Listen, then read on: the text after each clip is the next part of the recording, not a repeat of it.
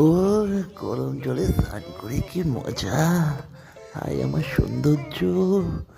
Manicure পেডিকিওরটা ঠিক হয়েছে তো? 10,000 টাকা দিয়ে করেছি।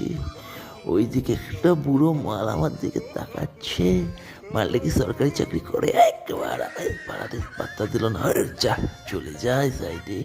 আরে বান্ধবী, তুই ওকে বুড়ো মালটার দিকে তাকিয়েছিস? না না না, আমি তাকাইনি ওই বুড়ো মালটার দিকে।